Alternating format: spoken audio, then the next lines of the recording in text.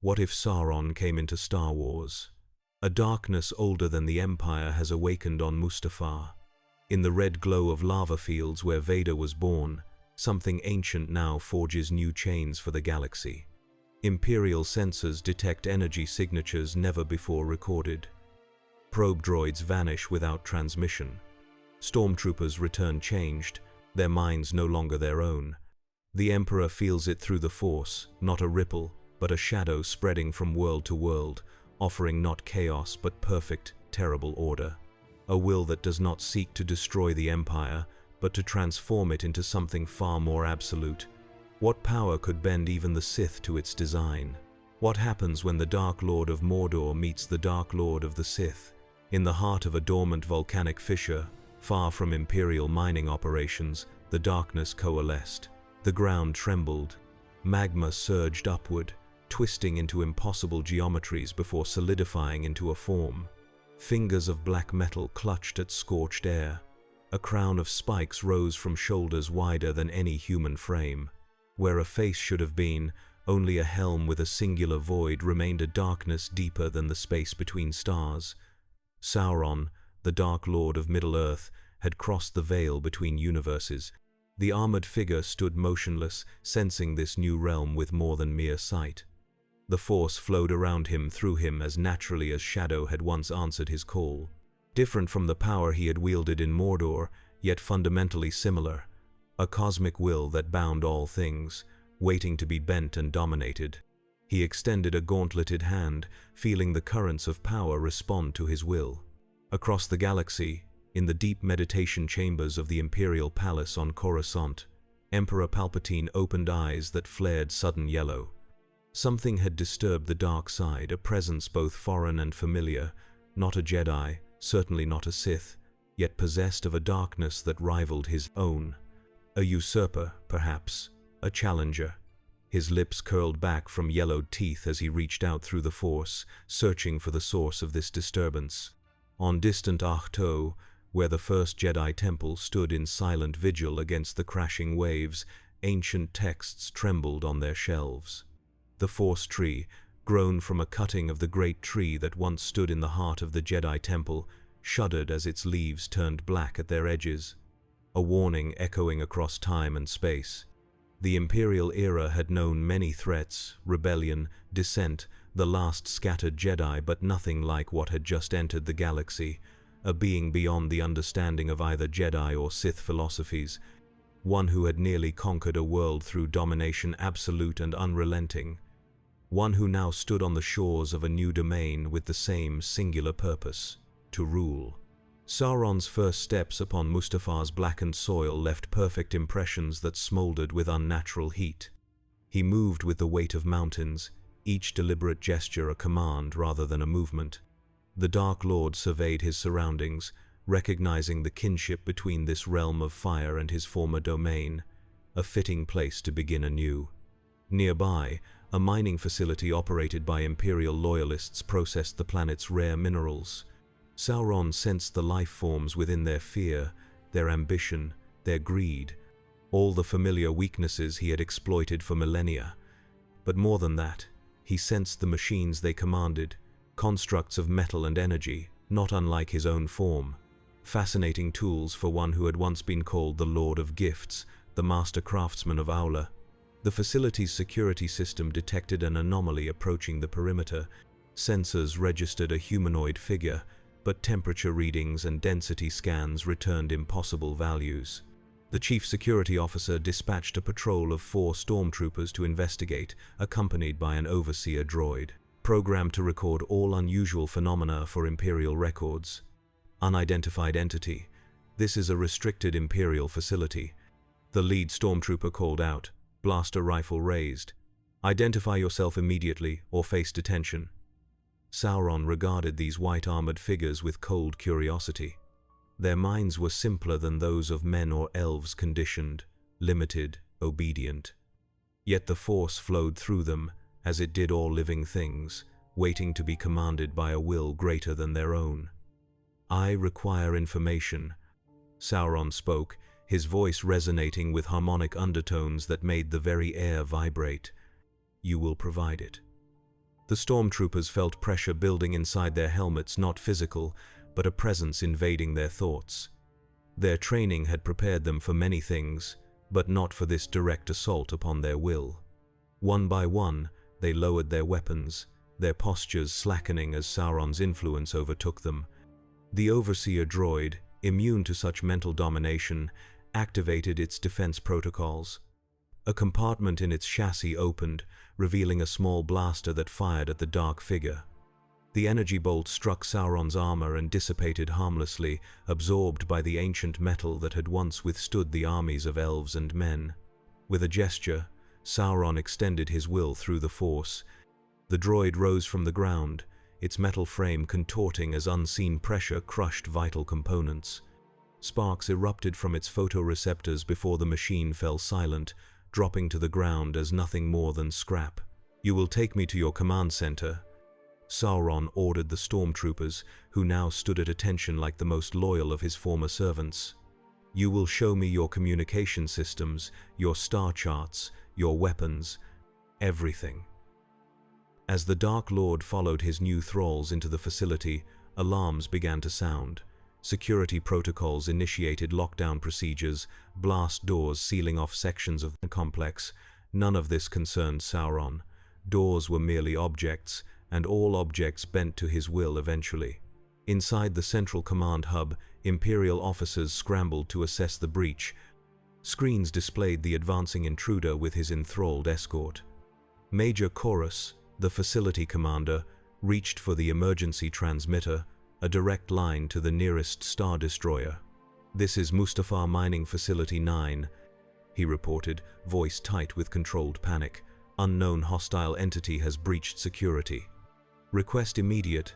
The doors to the command center buckled inward, metal screaming as it folded under impossible force. Sauron stood in the threshold, his armored form silhouetted against emergency lighting that seemed to dim in his presence.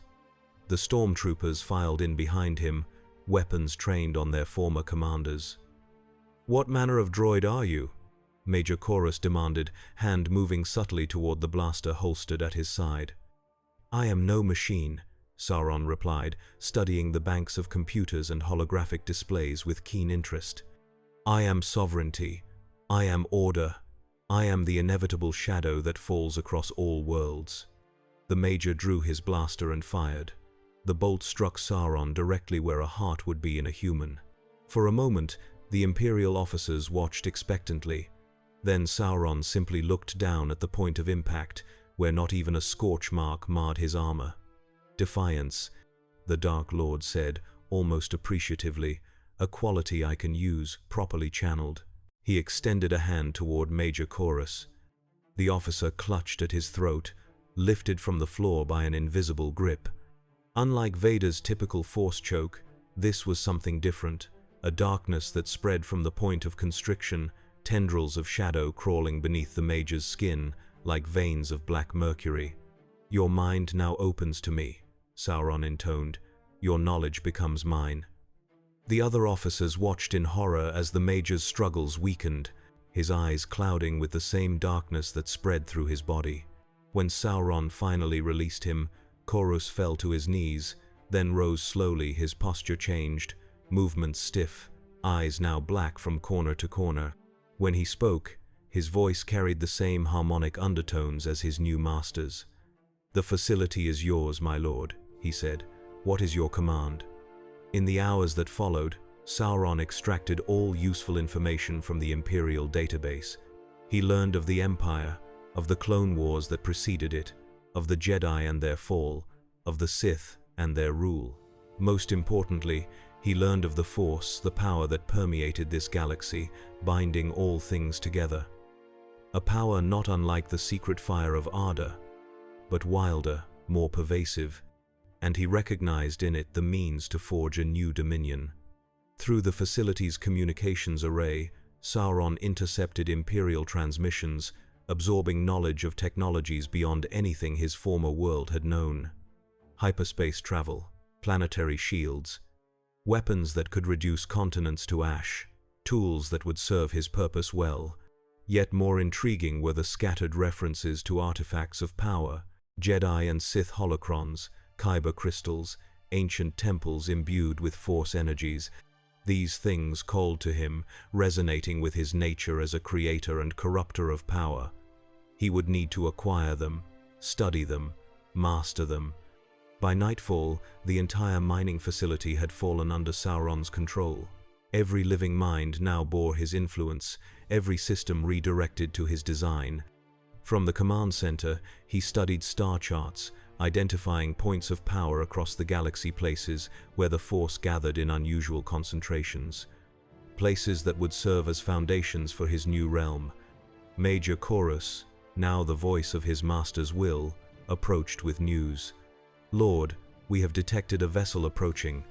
An Imperial shuttle, not scheduled in our logs." Sauron turned from the star chart, the void of his helm revealing nothing of his thoughts. "Prepare a proper welcome." The Lambda-class shuttle entered Mustafar's atmosphere with caution. Its pilot, a grey-uniformed Imperial intelligence officer named Valis, had been dispatched to investigate the sudden communications blackout from Mining Facility 9. Standard protocol for such situations, though Valis had a sense this assignment was anything but standard. The emergency signal had cut off mid-transmission, and subsequent attempts to reach the facility had met with strange interference patterns unlike any technical malfunction. As the shuttle settled onto the landing pad, Valis noted the facility appeared intact, no signs of rebel attack or natural disaster. The landing lights functioned normally, the atmospheric shields maintained proper integrity. Yet something was wrong. The Force-sensitive officer could feel it, a pressure against his consciousness, subtle but persistent. The boarding ramp descended, and Valis emerged with a squad of 4 Death Troopers, elite soldiers whose glossy black armor absorbed the red glow of Mustafar's lava flows. They moved with practiced precision, securing the perimeter of the landing pad while Valis scanned the entrance to the facility. The doors remained closed, no reception committee visible. "Unusual," Valis muttered. Protocol dictated that an Imperial officer of equivalent rank would meet incoming ships, especially during alert conditions. He activated his comlink. "Facility 9 Command, this is Intelligence Officer Valis requesting entry and situation report." The facility doors slid open. In the threshold stood Major Chorus, flanked by stormtroopers in standard formation, but Valis immediately sensed the wrongness. The Major's posture was rigid, unnatural. The stormtroopers stood too still, as if they were not men in armor but statues crafted to resemble them.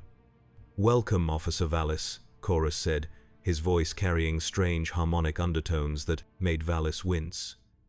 "The facility is operating at optimal capacity. Your inspection is unnecessary." Valis signaled his Death Troopers to remain alert. Years of intelligence work had honed his instincts for deception, and every sense now warned of danger. "I'll determine what's necessary, Major. My orders come directly from Sector Command following your distress call." "There was a minor system malfunction," Chorus replied smoothly. "It has been corrected. All operations have resumed." Valis studied the Major's face, the unnatural stillness of his features, the strange darkness that seemed to film his eyes. Not the behavior of a man under duress or threat, but something worse. Something altered. "I'll need to inspect your communications array and speak with your technical staff," Valis insisted, moving forward deliberately. The Death Troopers fell into formation around him, their training responding to his tension. "Of course," Chorus agreed too readily. "This way." They were led through corridors where Imperial personnel moved with the same uncanny precision as the greeting party.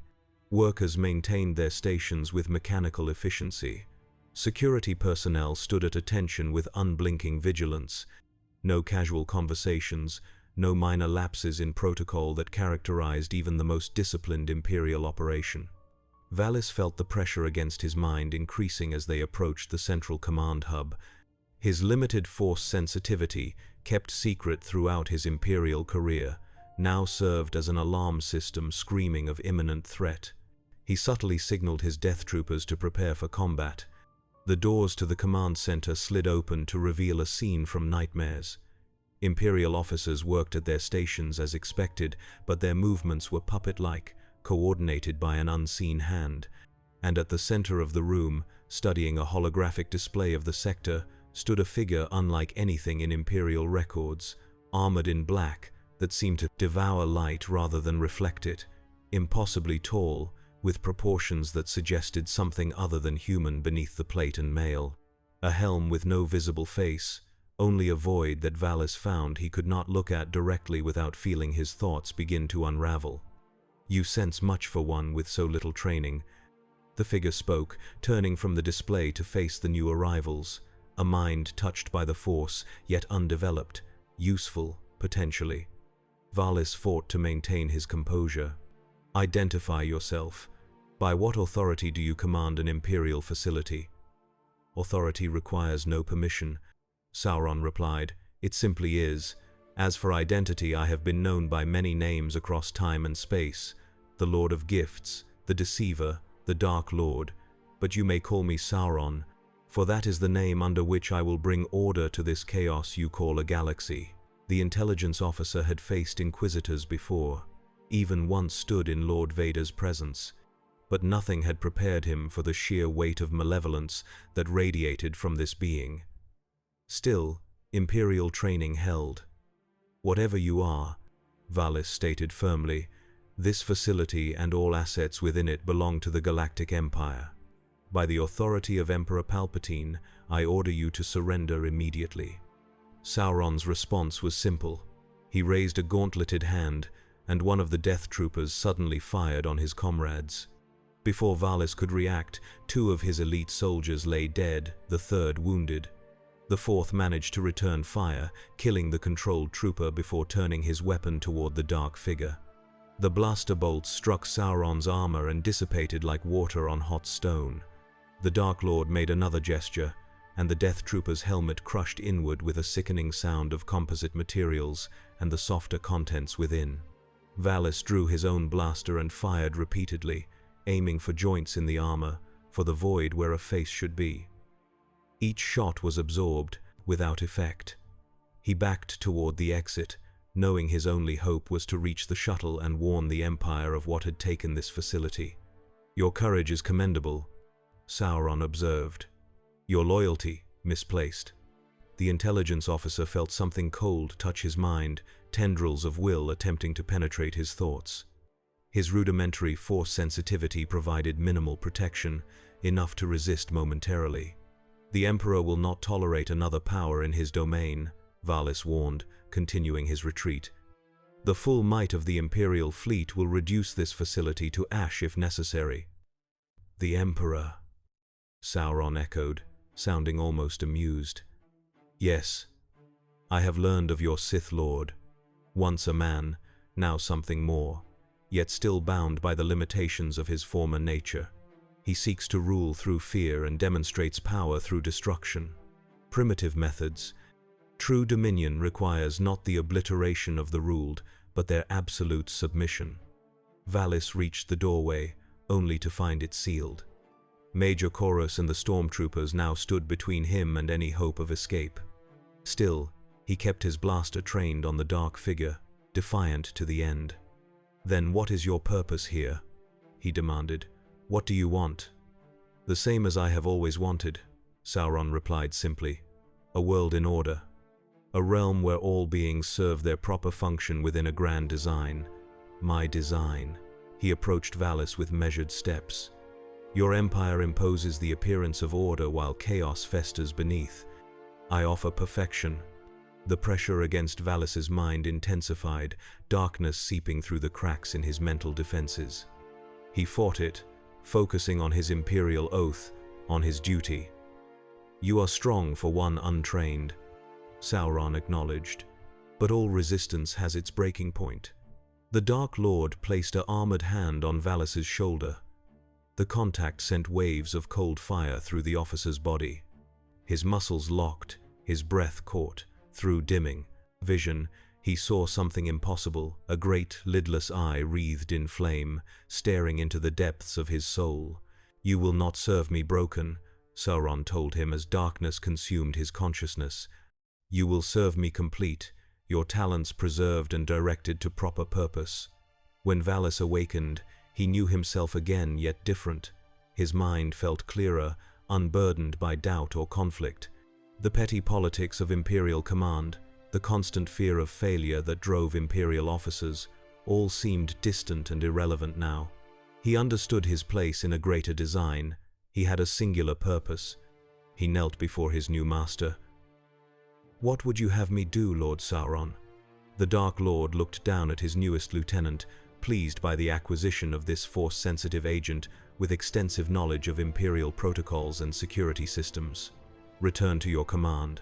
Report that Facility 9 suffered catastrophic reactor failure. All personnel lost. The site now poses environmental hazards and should be quarantined. The Empire will investigate eventually," Valis noted, his tactical mind still sharp, now focused on serving his true master. "By then, we will be prepared," Sauron assured him. "Go. Maintain your position within Imperial intelligence. Watch, listen, identify others who might be receptive to my influence. When the time comes, you will receive my call." As Valis departed in his shuttle, outwardly the same dedicated Imperial officer who had arrived, Sauron turned his attention back to the facility that would serve as his first foothold in this galaxy. Already, mining droids were being reprogrammed for new purposes. The facility's considerable resources were being redirected toward the construction of something the galaxy had not seen before, a fusion of technologies and dark sorcery from beyond the stars.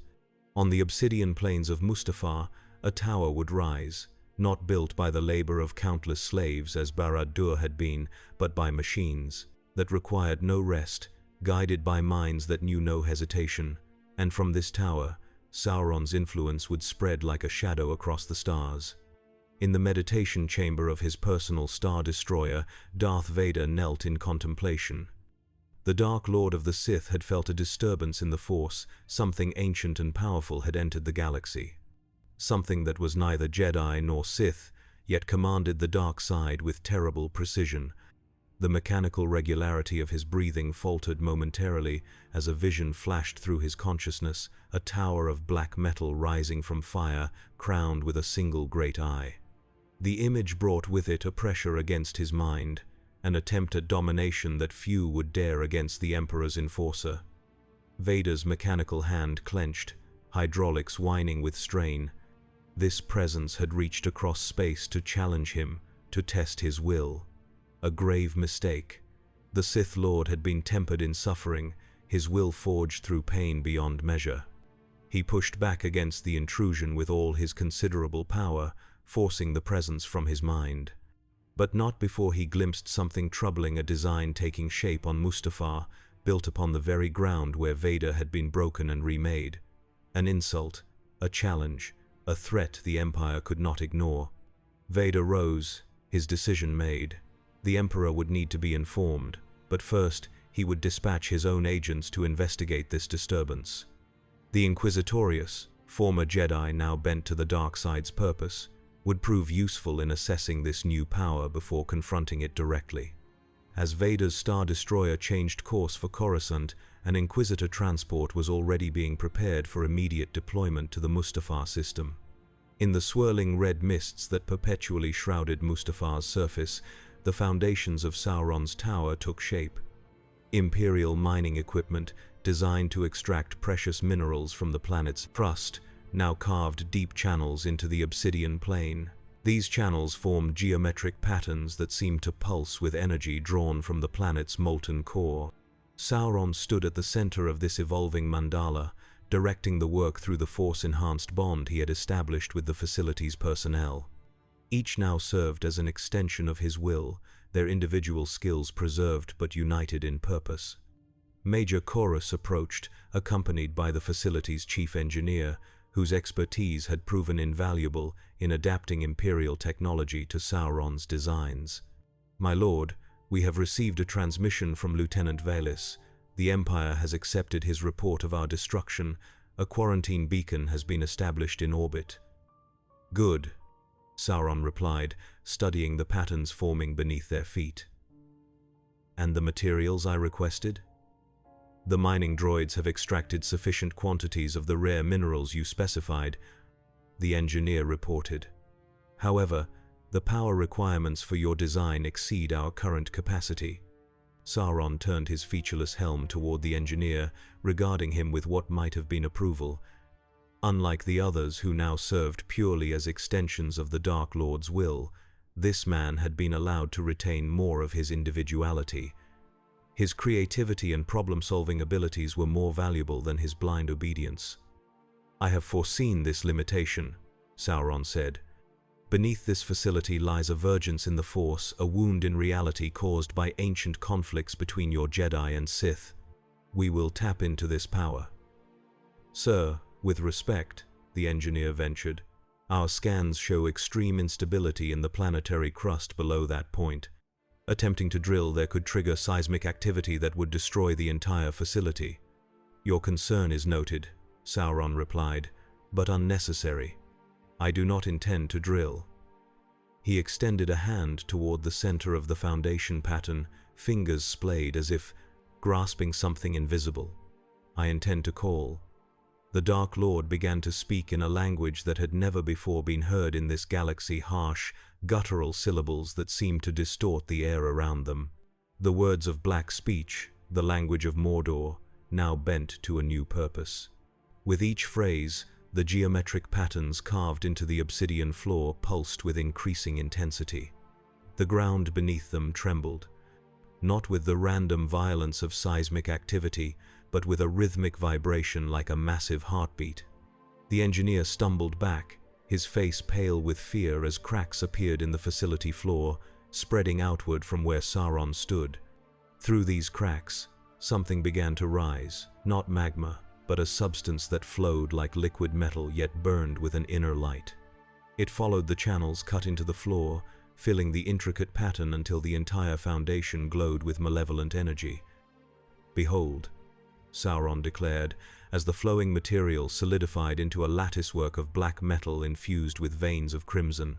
"The foundation is laid. Now we require the final component." He turned to Major Chorus. "Prepare a transport. The kyber crystals I sense in this system will serve my purpose well." As Sauron's servants hurried to obey, the Dark Lord contemplated the power now flowing beneath his feet. The Force in this galaxy was wild, untamed compared to the ordered hierarchies of power in Middle-earth, but it responded readily to his will, perhaps recognizing in him a kindred primordial force. This new tower would not merely be a fortress, as Barad-dûr had been. It would be a conduit, a means to channel the Force itself through the lens of his will. And from it, his influence would spread not merely across physical space, but through the mystical currents that connected all living things in this galaxy. The first ring of a new dominion was being forged. Days later, an Imperial Inquisitor ship emerged from hyperspace at the edge, all of the Mustafar system. Aboard, the Seventh Sister and Fifth Brother Darkside adepts trained by Darth Vader himself prepared for their mission. They had been briefed only that a disturbance in the Force had been detected, possibly a surviving Jedi or Force sensitive of unusual power. "I sense something," the Fifth Brother growled, his massive frame tense with anticipation. "But not a Jedi." The Seventh Sister, more calculating than her brutish counterpart, studied the tactical display. "Imperial records show all facilities on Mustafar are either abandoned or destroyed. Yet I'm detecting energy signatures from the surface, massive power output from what should be a dead zone." "Lord Vader was specific," the Fifth Brother reminded her. "We are to observe only. Report what we find without engaging." The Seventh Sister smiled behind her mask. "Since when do you show such restraint, brother? Afraid of what waits below?" Her taunt had no visible effect on the larger Inquisitor, who simply moved toward the shuttle bay. "I fear nothing, but I respect Lord Vader's commands."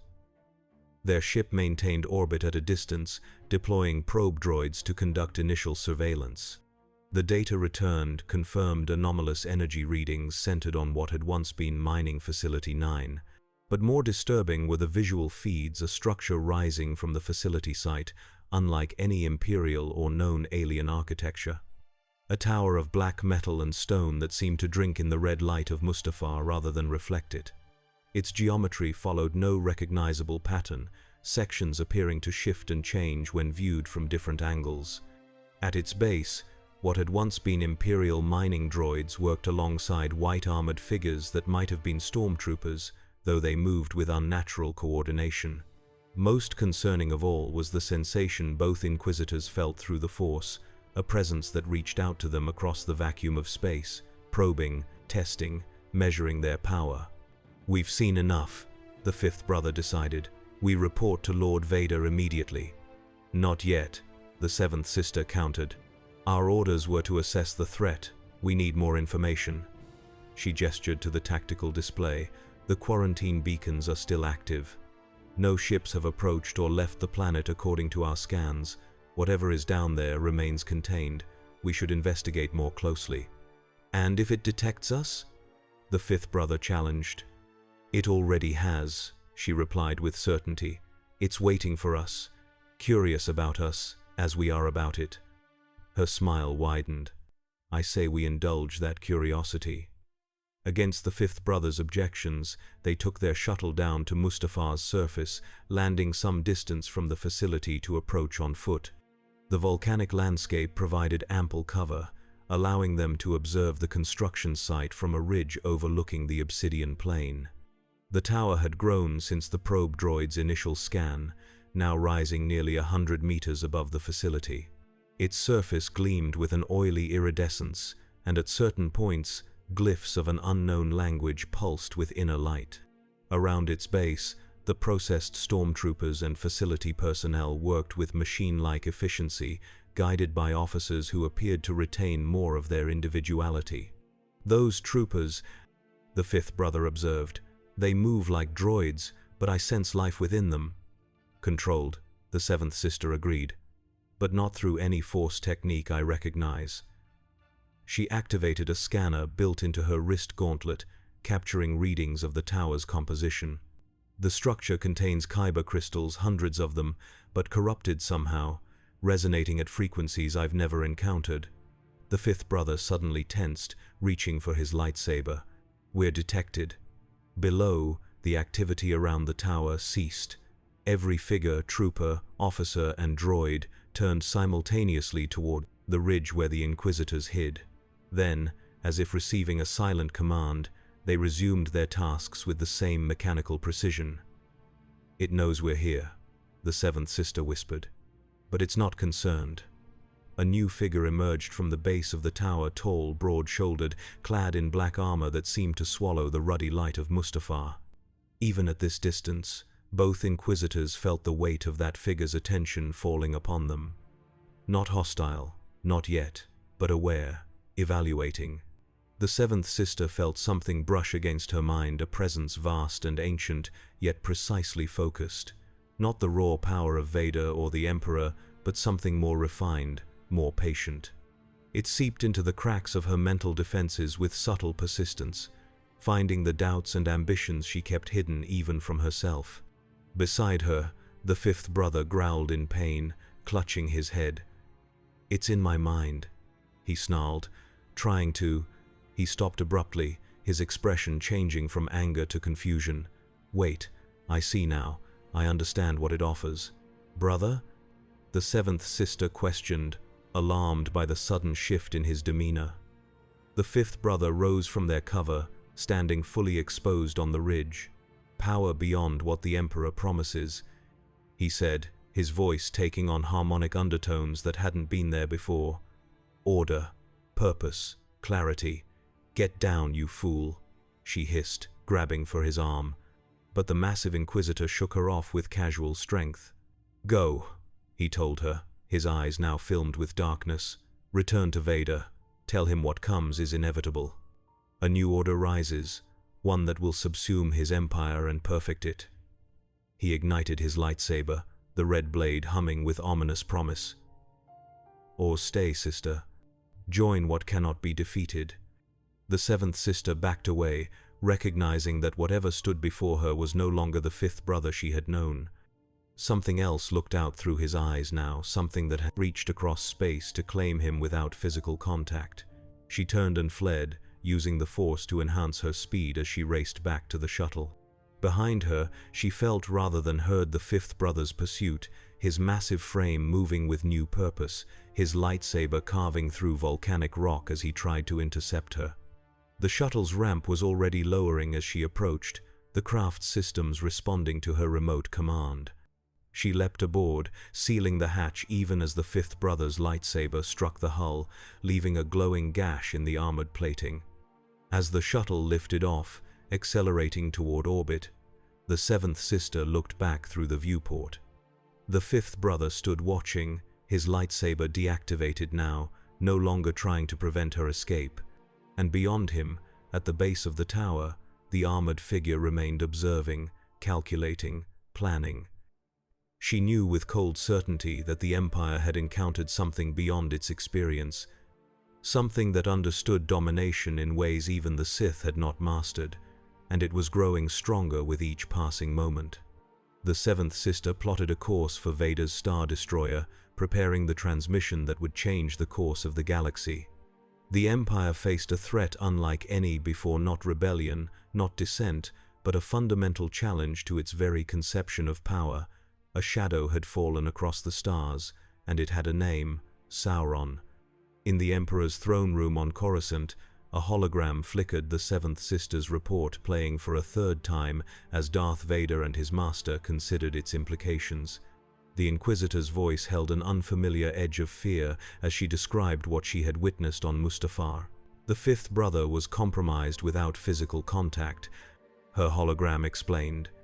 His mind invaded and subverted through the Force, but using techniques unknown to our doctrine.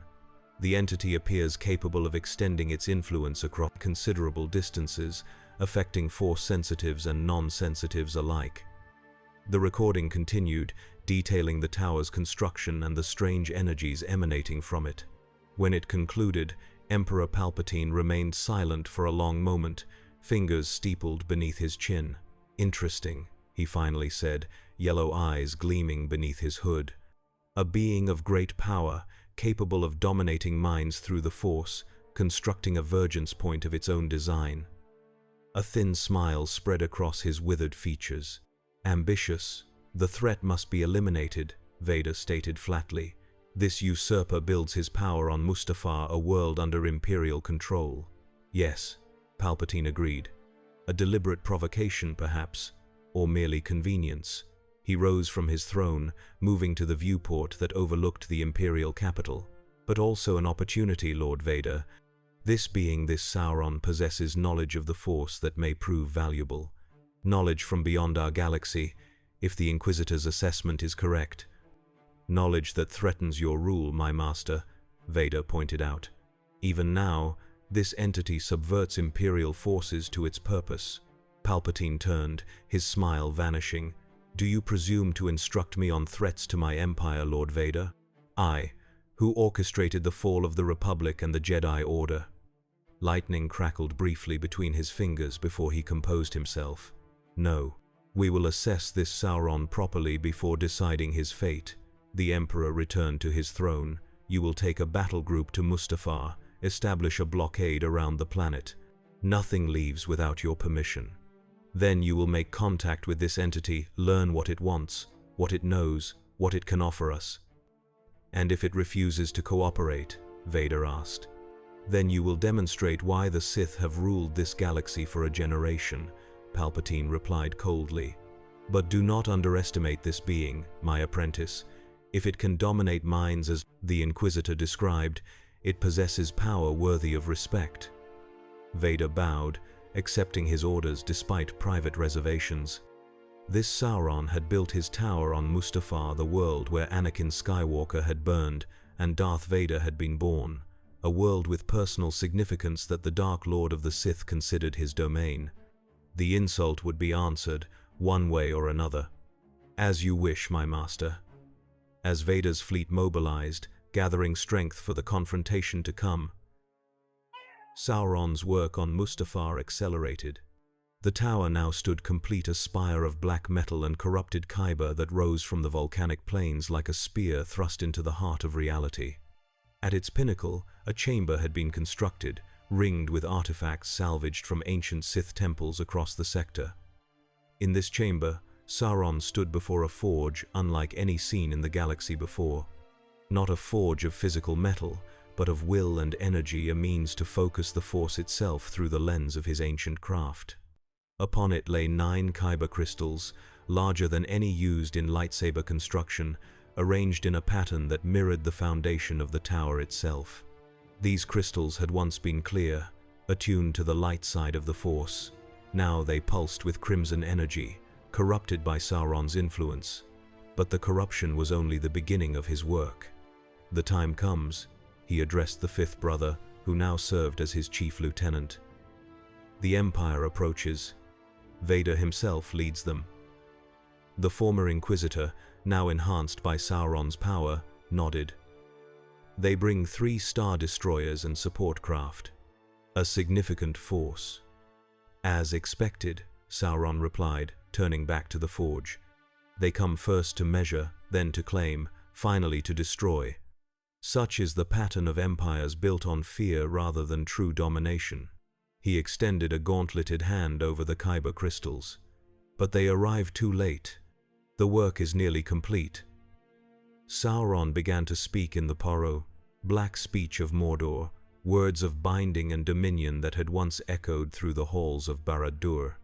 As he spoke, the kyber crystals resonated, their crimson glow intensifying until the chamber blazed with bloody light. The tower itself responded, the strange glyphs carved into its surfaces pulsing in rhythm with Sauron's words. Deep beneath the foundation, the vergence in the Force that the Dark Lord had tapped surged with power, channels of energy flowing upward through the structure. In orbit, the Imperial fleet had established position. Aboard the Command Star Destroyer, Vader observed the planet through both conventional scanners and his connection to the Force. The presence he had sensed before was stronger now, a shadow spreading across the Force itself, centered on the tower that rose from Mustafar's surface.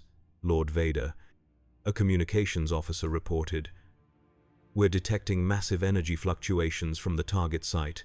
Power readings are off the scale." "Launch all probe droids," Vader ordered. "I want visual confirmation of activity at the tower." Before the order could be carried out, alarms sounded across the bridge. The Star Destroyer trembled slightly as its sensors registered a disturbance in the space around Mustafar. "My lord," the sensor officer called out, voice tight with controlled panic. "Gravitational anomalies detected throughout the system. The planet's orbit is shifting." On the tactical display, Mustafar appeared to distort, space-time warping around it as the tower channeled unprecedented energies. The effect spread outward, creating a sphere of influence that expanded toward the Imperial fleet. "Raise shields," Vader commanded. "Prepare for immediate bombardment of the target." But before the order could be implemented, a blinding flash erupted from the planet's surface. The tower released its accumulated power in a pulse that rippled through space, washing over the Imperial vessels. Shields flared as they absorbed the energy, but the effect Vader felt through the Force was far more significant than the physical impact. The pulse carried with it a presence. Sauron's will extended beyond physical limitations, touching the minds of every being in the fleet simultaneously. A pressure against consciousness, a voice speaking directly into thoughts without words. Across all 3 Star Destroyers, personnel stiffened at their stations. Some collapsed immediately, overwhelmed by the mental assault. Others fought against it, their training providing temporary resistance. Through it all, Vader stood immobile, his mental shields holding against the tide of foreign will that sought to subvert his own. "My lord," his admiral gasped, fighting to maintain control as darkness filmed his eyes. "Cannot. Resist. You will not yield," Vader commanded, extending his own power through the Force to strengthen those around him. But even as he did, he recognized the futility. The pressure was too great, too precisely applied. One by one, Minds were falling to Sauron's influence. In that moment, Vader made his decision. Better to destroy this threat now, regardless of the Emperor's orders to study it. He reached out through the Force, seizing control of the weapons systems directly as the weapons officers succumbed. "Target the tower," he commanded the few officers still fighting Sauron's influence. "All turbolasers, maximum power." Green energy lanced from the Star Destroyers, converging on the tower with enough firepower to level a city. The beams struck their target, enveloping the structure in blinding light. For a moment, it seemed the assault had succeeded, the tower obscured by the explosive energy of multiple direct hits. But as the light faded, the impossible became apparent. The tower stood untouched, surrounded by a field of energy that had absorbed the full force of the Imperial barrage without visible effect. And atop the tower, visible now even at orbital distance, a new feature had manifested: a great, lidless eye wreathed in flame, staring upward into space, staring directly at Vader. The mental pressure intensified, focused now specifically on the Dark Lord of the Sith. Vader felt something he had not experienced since his fateful duel on Mustafar years before Uncertainty. This being wielded power that rivaled or exceeded his own, rooted in principles beyond his understanding. "Prepare my shuttle," Vader ordered abruptly. "I will deal with this personally." His officers, those few who remained themselves, looked at him with shock. "My lord," one ventured, the risk is mine to take," Vader cut him off. "Maintain orbital position. If I do not return within 6 hours, you will execute Base Delta Zero protocol on the entire region." As Vader's shuttle descended toward Mustafar's surface, the eye atop the tower tracked its movement. The mental pressure that had assailed the fleet subsided somewhat, as if Sauron had achieved his immediate goal by drawing out the Empire's enforcer. The shuttle landed on a platform that had formed at the tower's base, a landing pad that had not existed in previous scans, created specifically for this arrival. As Vader emerged, lightsaber in hand but not yet ignited, he found a reception committee waiting. The fifth brother stood at the forefront, flanked by what had once been Imperial stormtroopers. Their armor remained white, but now bore glyphs similar to those etched into the tower, pulsing with the same crimson energy. Behind them, a path led directly into the tower's base. "Lord Vader," the fifth brother greeted him, his voice carrying those same harmonic undertones that had disturbed the seventh sister. "He awaits you." "Your betrayal will not be forgiven, Inquisitor," Vader replied, hand tightening on his lightsaber. The fifth brother smiled, an expression Vader had never seen on the typically grim Inquisitor's face. "Betrayal implies a change of loyalty. I have merely found a more perfect expression of what the Empire claims to offer. As will you, when you understand what he offers." "I serve only one master," Vader stated flatly. "For now," the fifth brother replied. "Follow me, if you wish to meet the architect of what comes." Despite every instinct warning against it, Vader followed. The interior of the tower defied conventional architecture, spaces that seemed larger inside than physically possible, corridors that curved according to geometries not recognized by human mathematics. Throughout, Imperial technology had been integrated with elements completely foreign to the galaxy, metals that responded to proximity by subtly shifting form, energy fields that hummed with tones that resonated painfully in the mind. They ascended through levels where enslaved minds worked at tasks beyond Vader's immediate comprehension, some cataloging artifacts recovered from Sith temples, others mapping star systems with notations in a script Vader did not recognize. All moved with the same mechanical precision, their consciousness subsumed into a greater whole. Finally, they reached the pinnacle chamber, the forge where Sauron had completed his work. The Dark Lord of Mordor stood with his back to them, gazing out through a viewport that offered a panoramic view of Mustafar's volcanic landscape. Upon the forge itself rested 9 rings, black metal bands set with crystals that pulsed with inner fire. "Darth Vader," Sauron spoke without turning, "once Anakin Skywalker, Chosen One, Fallen Jedi, Sith Apprentice." Each title seemed to carry weight beyond the words themselves, as if Sauron perceived the essence of Vader's identity through multiple layers of reality. "You have come to destroy what you do not understand." "I have come to end your trespass on Imperial domain," Vader replied, igniting his lightsaber. The red blade hummed with deadly promise, casting its glow across the chamber. Sauron turned finally, the void of his helm revealing nothing of his thoughts. "Imperial domain," he echoed, "a temporary claim on a galaxy eternal. Your empire is but the latest in an endless succession of failed attempts at order through fear. It will fall as all such endeavors do, crushed under the weight of its own contradictions." "Your assessment is irrelevant," Vader stated. "Your interference ends now." Sauron made no move toward a weapon, showed no concern for the activated lightsaber. "My work does not interfere with the Empire's purpose, it perfects it. What Palpatine seeks through crude coercion, I achieve through true dominion, the mastery of will over will." He gestured toward the 9 rings upon the forge. "Behold the instruments of a new order. 9 rings for 9 sectors of this galaxy, each attuned to the Force in ways your Sith philosophy has never conceived.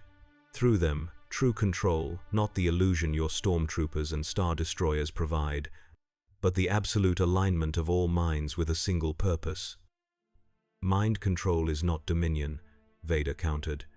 "It is the refuge of those too weak to inspire true loyalty." "Speaks the enforcer of an emperor who rules through fear," Sauron observed. "But you misunderstand the nature of my gift. I do not control minds, I elevate them.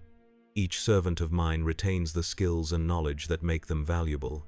They simply find those qualities directed toward perfect purpose, unburdened by doubt, fear, or conflicted loyalty." Vader advanced, lightsaber raised. "Enough philosophy. You will submit to Imperial authority or be destroyed." Sauron regarded the advancing Sith Lord with what might have been amusement. "I have existed since before your species crawled from oceans, Vader. I have fallen and returned. I have witnessed the rise and fall of civilizations across realities. Your empire is an infant throwing a tantrum in cosmic terms." Before Vader could strike, Sauron extended a hand. The Force responded in ways Vader had never encountered, not pushing or grasping as Jedi and Sith techniques did, but folding, redirecting energy back upon itself. Vader's lightsaber suddenly felt impossibly heavy, its blade wavering as conflicting forces acted upon it. "Your connection to the Force is powerful but crude," Sauron observed. "You wield it as a weapon only, never understanding its true nature as the binding principle of all things.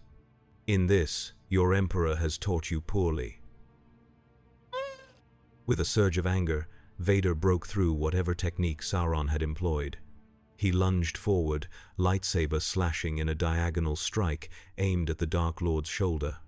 The blade struck Sauron's armor and stopped, not with the resistance of physical material, but as if it had encountered a barrier in reality itself. No spark, no sound of impact, simply the cessation of movement. Sauron looked down at the point where Vader's lightsaber met his armor. "Impressive. Few weapons can touch me at all." He closed his gauntleted fist suddenly, and Vader's lightsaber deactivated, the crystal within crying out through the Force as if in pain. Vader backed away, drawing on the Force to push Sauron with all his considerable power. The Dark Lord of Mordor slid back perhaps half a meter, his armored feet leaving grooves in the metallic floor, but otherwise showing no distress. "Your potential exceeds your master's," Sauron noted, "but remains largely untapped. Palpatine keeps you limited, Vader, broken, dependent. He never intended for you to surpass him. Your attempts to turn me against my master will fail," Vader warned, reactivating his lightsaber with effort. "I have heard such manipulation before." "Not manipulation observation," Sauron corrected. "I offer no false promises of healing or restoration, only clarity of purpose."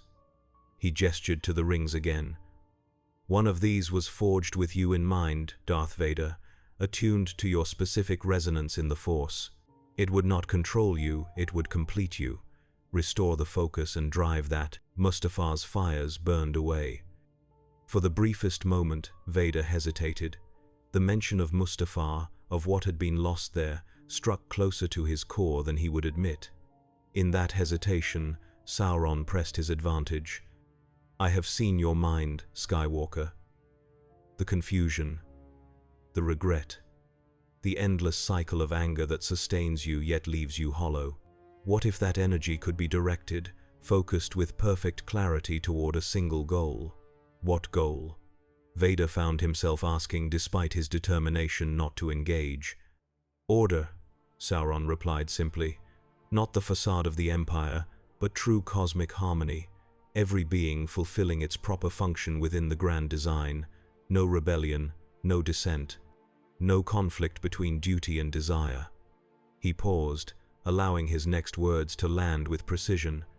"No more dreams of her dying. No more hearing her voice in the silence of your chamber." The rage that filled Vader then was absolute. With a roar that his vocoder translated into static, he charged forward, calling on the full power of the dark side. The Force responded to his fury, manifesting as lightning that leapt from his hand, a technique he had never successfully employed before, drawn out by the extremity of his emotion. Sauron caught the lightning in his outstretched hand. The energy coruscated around his gauntlet, neither harming him nor dissipating, but held in a sphere of concentrated power. "Impressive," he acknowledged, "but unfocused. Observe." He closed his fist around the captured lightning, compressing it until it transformed no longer electrical energy, but something more fundamental. When he opened his hand again, a small crystal hovered above his palm, pulsing with power drawn from Vader's rage. "The difference between us, Skywalker, is not potential but perspective. You see the Force as a tool to be used. I recognize it as a medium to be shaped." Sauron closed his hand again, crushing the crystal. As it shattered, a wave of energy returned to Vader, not attacking him but flowing through him, showing him glimpses of possibilities he had never considered. For a brief, disorienting moment, Vader saw the galaxy as Sauron perceived it, a vast, interconnected system where the Force flowed not in light and dark, but in patterns of order and chaos. He saw the potential for a dominion unlike anything the Empire had achieved, worlds not conquered through violence but aligned through will, every being from the lowest to the highest united in perfect harmony. "This is what I offer," Sauron said as the vision faded. "Not power as your Sith understand it, but purpose absolute and unending. Take your rightful place as my chief lieutenant. Wear the ring I have crafted for you. Together, we will bring order to this galaxy in ways Palpatine cannot imagine." Vader stood silent, lightsaber lowered but still activated. The vision Sauron had shown him resonated with desires he had carried since long before his fall. The wish for a galaxy of peace and order, free from the corruption and conflict he had witnessed as both Jedi and Sith. But beneath that resonance lay something else, a recognition of what would be lost. Not just his autonomy, which meant little to him now, but something more fundamental. The choices that defined him, however flawed, would be subsumed into Sauron's grand design. "No," Vader finally answered. "Your order is merely another form of slavery." Sauron's response held no anger, only something like disappointment. "You reject what you do not fully comprehend. But the offer remains open. When the Empire falls, and it will fall, with or without my intervention, remember that I offered you clarity before chaos claimed you." He turned back to the forge, dismissing Vader as if he were no longer of consequence. "Go, return to your master, tell him what you have seen. It changes nothing. The work proceeds regardless of your participation." "This is not ended," Vader warned, backing toward the chamber entrance. "No," Sauron agreed without turning. "It has barely begun." As Vader departed the tower, he felt the weight of what he had witnessed. This being, this Sauron, represented a threat unlike any the Empire had faced, not because of military might or political influence, but because he offered an alternative version of order that might prove more compelling than the Emperor's rule through fear. Aboard his shuttle, ascending toward the Star Destroyers waiting in orbit, Vader made his decision. The Emperor would be informed of what he had found, but not everything he had experienced. Some things were too dangerous to share, even with his master. As the Imperial fleet pulled back to a safer distance, establishing a blockade rather than risking direct confrontation, Sauron continued his work. The 9 rings were completed, their power tested and confirmed. But they were merely the beginning prototypes for a greater design that had once nearly brought a world to heel. In the fires of Mustafar, where Anakin Skywalker had fallen and Darth Vader had risen, a new power was taking shape. Not Jedi, not Sith. Something older, more patient, more absolute in its conception of dominion, one ring to rule them all. In the months that followed, a strange stalemate developed around Mustafar. The Imperial blockade remained in place, Star Destroyers maintaining position at a respectful distance from the planet. Probes and long-range scanners monitored the tower, which continued to grow both physically and in its influence through the Force. Emperor Palpatine, informed of the confrontation between Vader and Sauron, had chosen a path of cautious observation rather than direct confrontation. The power demonstrated by this extragalactic entity warranted study before any decisive action. Imperial scientists and dark-side adepts analyzed the data collected, seeking to understand the principles behind Sauron's abilities. Meanwhile, the Dark Lord of Mordor extended his reach beyond Mustafar. The 9 rings he had forged were no longer in the tower. They had been dispatched with chosen bearers to key locations across the sector. Imperial intelligence detected unusual patterns of activity on worlds where these rings appeared. Communications disrupted, local officials making uncharacteristic decisions, populations becoming strangely compliant. These effects spread gradually, subtly, never overt enough to provoke immediate Imperial intervention. Where resistance was encountered, it was overcome not through open conflict, but through manipulation, corruption, or the careful application of targeted influence. Sauron built his power methodically, focusing first on securing resources, knowledge, and strategic positions rather than territorial conquest. Mining operations, research facilities, ancient temples containing Force artifacts, these became the foundation of his growing network. The Empire found itself in an uncomfortable position. Direct military action risked confrontation with a power whose limits remained unknown. Diplomatic approaches were rebuffed or subverted. Spies sent to infiltrate Sauron's operation returned as his devoted servants, their minds altered in ways that even Imperial interrogation could not reverse. But Palpatine was not Emperor through lack of patience. He recognized in Sauron a being who thought in terms of decades and centuries rather than immediate gains. The Sith had their own experience with long-term planning. This conflict would not be resolved quickly, but through careful maneuvering on both sides. And so the shadow of Mordor spread slowly across a galaxy far, far away. Not as a conquering army or revolutionary force, but as an idea, an alternative conception of order that offered certainty in place of fear, unity in place of conflict, purpose in place of chaos. For some, this was a nightmare, the ultimate loss of self-determination. For others, particularly those who had suffered under imperial rule or the lawlessness that preceded it, Sauron's influence came as a strange relief. The burden of choice lifted, replaced by the clarity of perfect submission to a will greater than their own. Throughout this silent expansion, the tower on Mustafar continued its work.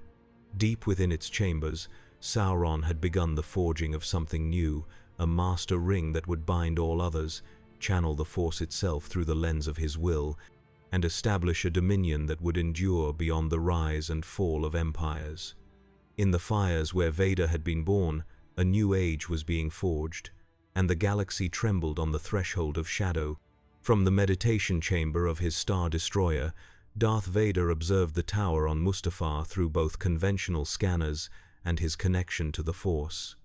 3 months of blockade had yielded much data but few definitive conclusions about Sauron's ultimate intentions. The Force disturbances continued to spread. Reports from across the sector indicated growing influence from the 9 ring-bearers Sauron had dispatched. Imperial governors found their authority subtly undermined, Military units reported unexplained lapses in communication and unusual behavior among personnel who had been stationed near affected worlds. Lord Vader, Admiral Piet's voice came through the intercom. We have detected an unauthorized transmission from the tower. It appears to be directed toward Coruscant. Vader emerged from his meditation. Trace it. Determine the recipient. Minutes later, the Admiral returned with disturbing news. My lord, the transmission was directed to the Imperial Palace, specifically to the Emperor's private communication array. Sauron was contacting Palpatine directly. After months of ignoring Imperial diplomatic overtures, the Dark Lord of Mordor had chosen to break his silence not through intermediaries, but by reaching out to the highest authority in the galaxy. Vader immediately ordered his shuttle prepared. Whatever game Sauron was playing, he would not allow his master to face it without his protection. On Coruscant, in the throne room where few were ever granted audience, Emperor Palpatine studied the hologram before him. The image showed Sauron in perfect detail, the armored figure standing amid the machinery of his forge, the incomplete form of a new ring visible on a pedestal behind him. Emperor Palpatine, Sauron greeted him, the harmonic undertones of his voice causing subtle vibrations in the throne room's crystalline fixtures. Ruler of the Galactic Empire, master of the Sith, architect of the Republic's fall. You have my attention, Palpatine replied, yellow eyes narrowing beneath his hood. After months of silence. Silence is often more instructive than words, Sauron observed. I have learned much about your empire during this period of observation, its strengths, its contradictions, its inevitable trajectory. Palpatine's withered lips curled into a thin smile. And I have learned about you, Lord Sauron, your methods, your ambitions, your limitations. Have you? Sauron seemed almost amused. Then you understand why I contact you now. The time for indirect assessment has passed. What comes next depends on our mutual recognition of certain realities. The Emperor leaned forward slightly. Speak plainly. What do you propose? An arrangement, Sauron replied. Your empire maintains nominal authority over the galaxy. My influence extends where yours cannot to the minds and wills of beings throughout your domain. Together, we establish an order more perfect than either could achieve alone. You suggest an alliance, Palpatine stated flatly, yet you have subverted Imperial personnel, interfered with Imperial operations, and established a power base without authorization. Demonstrations, Sauron corrected, necessary to establish the value of what I offer. Consider the worlds where my influence has taken root, productivity increased, dissent eliminated, resources allocated with perfect efficiency. The very goals your empire claims to pursue, achieved without the constant application of force. The Emperor's eyes gleamed with dangerous light. And the cost? The minds of Imperial citizens altered to serve your will rather than mine? Not altered, elevated, Sauron insisted, freed from the conflicts that make them inefficient. And they would serve us both. Your vision of galactic order, implemented through my methods of control. An interesting proposal, Palpatine acknowledged, but incomplete. What role do you envision for yourself in this arrangement? Surely not a subordinate one. I seek influence, not titles, Sauron replied. Let the galaxy see your face, hear your voice, fear your power. I require only that certain domains remain under my exclusive authority. Certain lines of research continue without interference. Certain artifacts come into my possession. And should I refuse this generous offer? Palpatine asked, voice dripping with sarcasm. Sauron's response carried no threat, only certainty. Then, our current arrangements continue. My influence spreads, world by world, mind by mind. The Empire expends increasingly precious resources containing a threat it cannot eliminate. Eventually, a tipping point is reached, not in years perhaps, but inevitably. You overestimate your reach, Palpatine countered. The Empire spans millions of worlds. Your operation remains confined to a single sector. For now, Sauron agreed. But consider this, Emperor, I operate on a timescale beyond your mortal comprehension. I have witnessed the rise and fall of civilizations across realities. Your empire is but a momentary arrangement in cosmic terms. I can afford patience. The hologram shifted, displaying a map of the sector surrounding Mustafar. Points of light indicated worlds where Sauron's influence had already taken root. 3 months, the Dark Lord of Mordor pointed out. This much progress in so little time. Extrapolate as you will. Palpatine studied the map with narrowed eyes. The pattern of expansion was methodical, focused on key strategic locations rather than territorial conquest. Resource worlds, communications hubs, ancient sites strong in the Force, a strategy of quality over quantity. An alliance requires trust, the Emperor finally said. Trust is earned, not declared. Indeed, Sauron agreed. Thus my proposal includes a gesture of good faith. The bearer of the 9th ring, a governor of particular talent, will be placed at your disposal. Through him, you may observe the benefits of my methods directly. Judge for yourself whether the results warrant further cooperation. A calculated offer. Palpatine would gain insight into Sauron's techniques, but the ring-bearer would also serve as a conduit for information flowing in the opposite direction. Both parties would learn from the arrangement.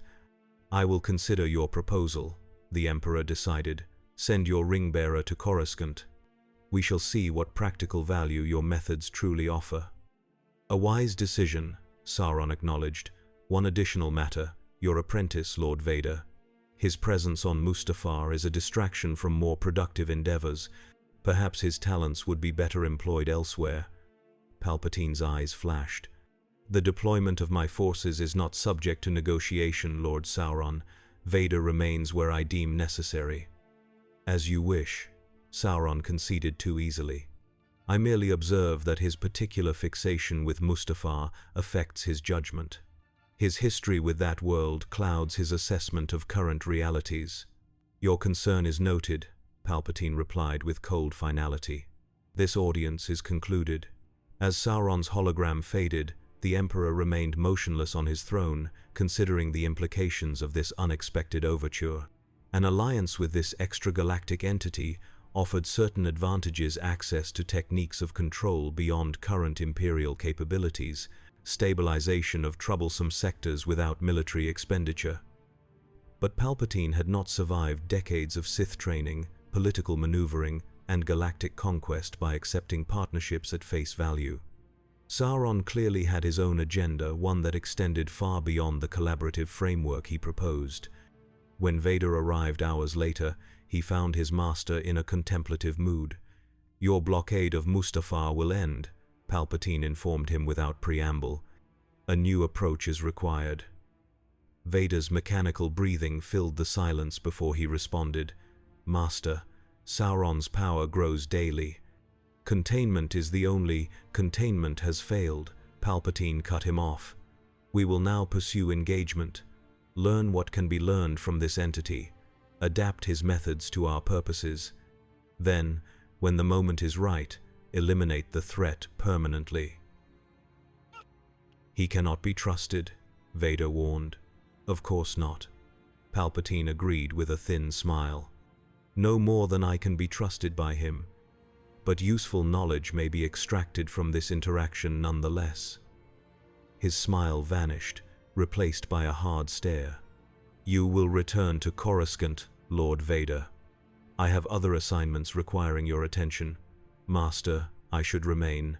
Your history with Mustafar compromises your objectivity, Palpatine stated flatly.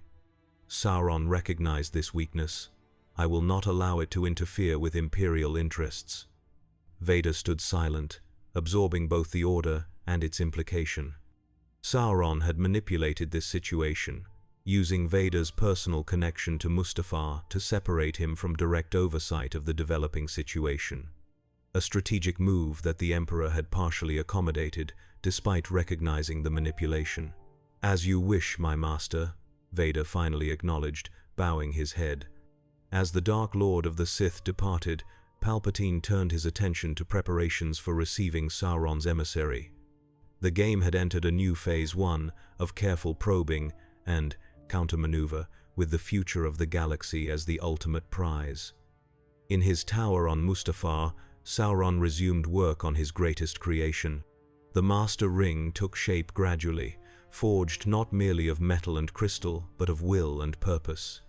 Into it, he poured knowledge drawn from ancient Sith artifacts, power tapped from the Force Virgins beneath the tower, and techniques of domination perfected across millennia in another reality. When completed, it would bind all others to his will, not just the 9 already distributed, but all who fell under its influence. Through it, Sauron would establish a new order, one that transcended the temporary arrangements of politics and embraced the fundamental nature of domination. The Empire would serve its purpose in this grand design, a transitional framework, useful until something more perfect could take its place. Palpatine, for all his power and cunning, was merely another piece on the board, a particularly valuable one, to be used rather than sacrificed prematurely. The shadow continued to spread, and the galaxy trembled on the edge of transformation. In the fires of Mustafar, a new age was being forged, one ring at a time,